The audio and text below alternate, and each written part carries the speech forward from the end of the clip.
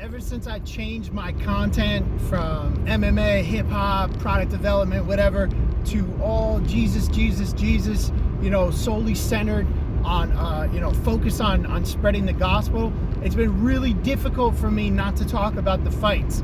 I love MMA. I love the UFC fighters, and I was a fighter myself. I was an amateur MMA fighter. It's very difficult for me to not get in on this stuff. So I try to put a little spin on it. So it's got a splash of Jesus at least. But there's certain guys just shouldn't be fighting anymore. Like, anybody know why Tony Ferguson is still fighting, and especially fighting the way that he is? If you don't know the answer, it's pretty simple, man. He doesn't feel like he has anything else. He doesn't feel like he has anything else to fall back on, anything else to keep him going.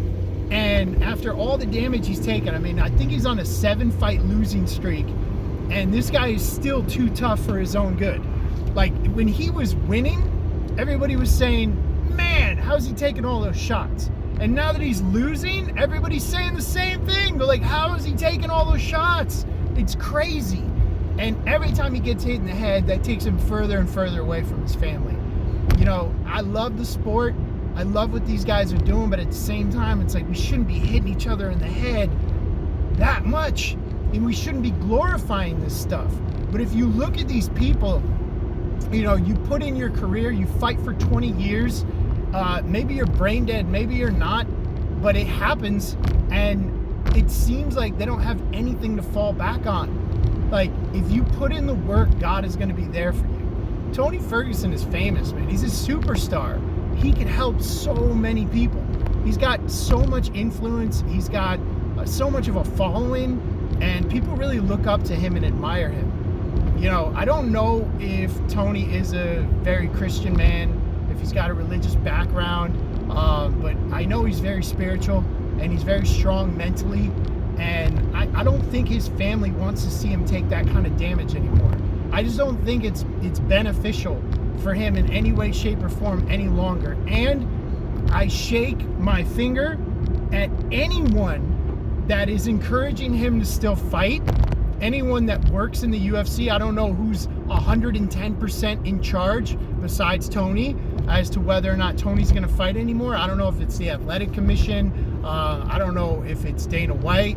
I'm not exactly sure who would be blocking him from getting into the cage, but somebody needs to. And I doubt you're ever going to see this, but Tony Ferguson, if you're watching, man, I've watched you all the way from tough. I seen you knock out everybody on the show. I seen your loss to Michael Johnson, and then I seen you go on your 12-fight win streak. You definitely should have been squared up with Khabib, and the first time that you guys were matched up to fight, I actually think you had a really good chance to beat him.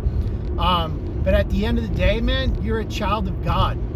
Jesus loves you, and so do I. And you don't have to take that damage anymore, man. You don't have to go in there and pay that price. Like, there's so many things out there for you, not just as a coach, but as a father, a husband, and as a human being. Like, we need strong men like you. You know, rep it for the church, man. Rep it for Jesus. And whoever is still encouraging this guy to get in the cage, please stop it. Please stop. It's got to stop at some point, man. And now he's matched up to fight Paddy Pimblett, and I just don't like the direction that the sport is heading.